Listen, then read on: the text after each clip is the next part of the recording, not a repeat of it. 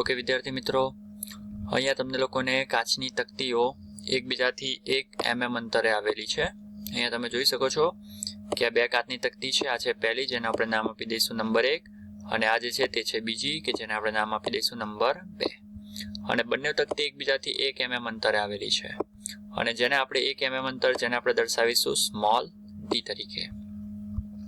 આકૃતિમાં દર્શાવ્યા અનુસાર તેમના અંશતઃ પાણીમાં ડૂબાડેલી છે, કે જેથી તેમની વચ્ચે હવા તથા પાણીનો સ્તંભ ઉર્ધ્વ રહે. અહીંયા તમે જોઈ શકો છો કે એને પાણીમાં ડૂબાડેલી છે, કે જેથી તેમની વચ્ચે આ જે પાણીનો સ્તંભ છે અને ઉપરના વિસ્તારમાં હવાનો સ્તંભ હશે એ કેવો રહે?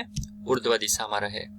તો તેમની વચ્ચેના વિસ્તારમાં પાણી કેટલું ઊંચું ચડશે? ઓકે વિદ્યાર્થી મિત્રો, આપણે જાણીએ છીએ કે જો આપણે આ બે પ્લેટ અથવા તો તકતીઓને આ રીતે પાણીમાં ડૂબાડીશું તો તેની જે વચ્ચેનો વિસ્તાર છે તેમાં પાણી થોડું ઉપર ચડશે.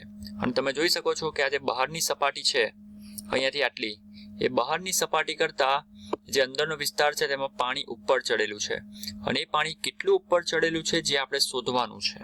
અને સૌથી પહેલા આપણે અહીંયા ધારણા કરી છે. જો તમે જોઈ શકો છો કે ધારો કે આપણું આ જે પાણી છે એ અંદરના વિસ્તારમાં કેટલું ઊંચું ચડે છે?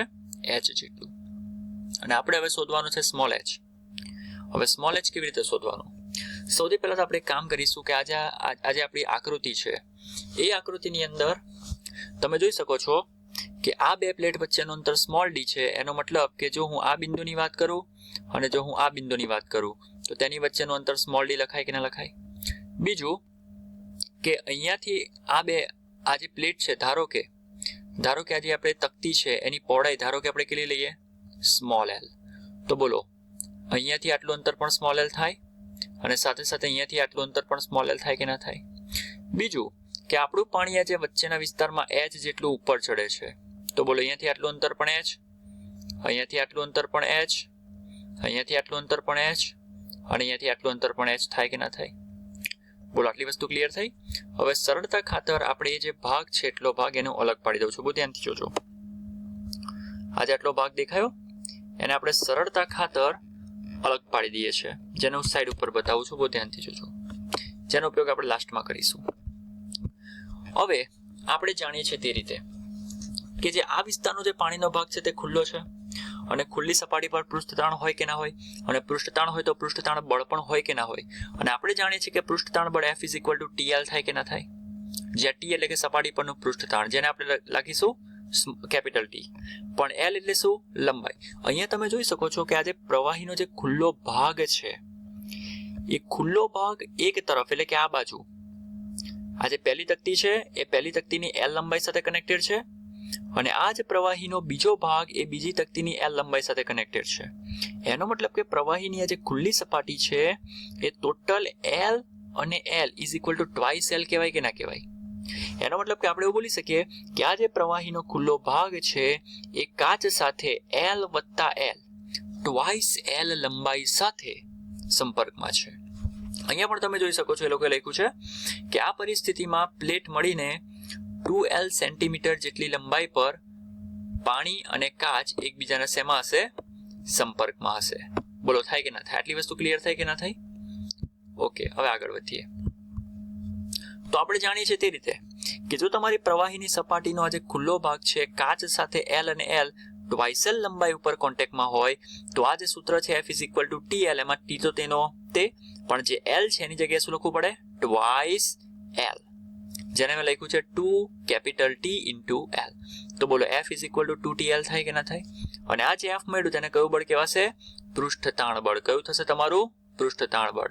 તો તમારું પૃષ્ઠતાણ બળ કેટલું મળ્યું તમને લોકોને? 2TL. ઓકે, આટલી વસ્તુ ક્લિયર થઈ?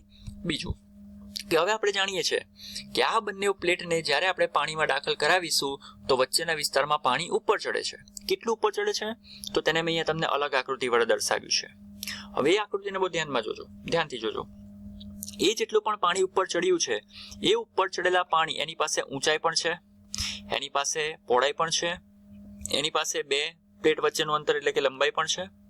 અને જો આ પાણીનો જે સ્તંભ કે જે ઉપર ચડ્યો છે તેની ઊંચાઈ પણ હોય, તેની લંબાઈ પણ હોય, તેની પહોળાઈ પણ હોય, તો તેવા સંજોગોમાં આ પાણીનું કદ મળે કે ના મળે? અને આપણે કદ શોધવાનું સૂત્ર જાણીએ છીએ કે કદ બરાબર લંબાઈ ગુણ્યા પહોળાઈ ગુણ્યા ઊંચાઈ. તો બહુ ધ્યાનથી જોજો, જેટલું પાણી ઉપર ચડેલું છે તે ઉપર ચડેલા પાણીનું કદ બોલો લંબાઈ ગુણ્યા પહોળાઈ ગુણ્યા ઊંચાઈ એટલે કે LDH કહેવાય કે ના કહેવાય? અને આ જે પાણી ઉપર ચડ્યું છે એ પાણીના કદ પરથી બોલો પાણીનું દળ મળે કે ના મળે? કારણ કે આપણે જાણીએ છીએ કે દળ બરાબર કદ ગુણ્યા ઘનતા. જે પણ કદ તમને લોકોને પ્રાપ્ત થયું તેને ઘનતા વડે ગુણતા આવડે કે ના આવડે? અને ઘનતા વડે ગુણી નાખીએ તો બોલો એ જે પાણી ઉપર ચડેલું છે, એ જે સ્તંભ છે તમારો પાણીનો, એ સ્તંભનું દળ મળે કે ના મળે? અને જો તમારી પાસે સ્તંભનું દળ હોય તો એ સ્તંભને કારણે ઉત્પન્ન થતું વજન બળ શોધતા આવડે કે ના આવડે? કારણ કે આપણે જાણીએ છીએ કે વજન બળ W is equal to mg, જ્યાં m એટલે શું? દળ, અને g એટલે શું? ગુરુત્વ પ્રવેગ. તો આ જે દળ તમને લોકોને પ્રાપ્ત થયું કયું? ρLdh. એ ρLdh ગુણ્યા g કરી નાખો. જુઓ અહીંયા રો આ છે LdH, એના ગુણ્યા મેં શું કરી નાખ્યો? ફક્ત g. તો બોલો મને બળ મળે કે ના મળે? અને આપણે જાણીએ છીએ તે રીતે કે પ્રવાહીનો જે સ્તંભ ઉપર ચડેલો છે એના વડે નીચે તરફ લાગતું એ જે પણ વજન બળ W હશે એ W કોને સમતુલ્ય હશે? તમારા પૃષ્ઠ તાણ બળ. કોને સમતુલ્ય હશે? તમારા પૃષ્ઠ તાણ બળ. સમતોલે કે ના સમતોલે? તો આ જે પ્રવાહીનો સ્તંભ છે એને કારણે ઉત્પન્ન થતું વજન બળ W એ કોના બરાબર હશે? પૃષ્ઠ તાણ બળ. તો બોલો હું ચાહું તો લખી શકું કે વજન બળ, આ જે વજન બળ મળ્યું કયું મળ્યું? LdH ρg.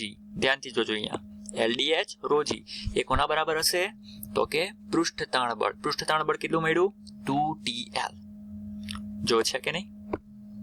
અને હવે આપણે ચાહીએ તો આના પરથી h ને કરતા ફટાફટ બનાવી શકીએ કે ના બનાવી શકીએ? અને જો આમાંથી h ને કરતા બનાવી દઉં 2TL dg અને ρ એની કિંમત મૂકી દઉં તો બોલો આપણને h મળે કે ના મળે? અને રકમની અંદર અહીંયા હું દર્શાવવાનું ભૂલી ગયો છું, પણ રકમની અંદર તમને લોકોને અહીંયા t પણ આપ્યું છે. અને આપણે જાણીએ છીએ કે જે t છે પૃષ્ઠતાણ એ તમને આપ્યું છે 70 ડાઇન પ્રતિ સેન્ટીમીટર.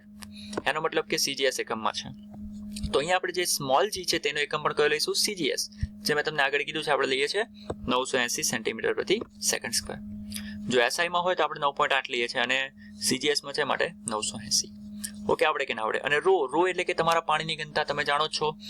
MKS SI માં હોય તો 1000 અને CGS માં હોય તો આપણે 1 ગ્રામ પ્રતિ સેન્ટીમીટર ક્યુબ લઈએ છીએ. બોલો આવડે કે ના આવડે? તો સિમ્પલ છે, સાદું રૂપ આપશો તો તમને એ લોકોને h મળી જશે. Okay, thank you.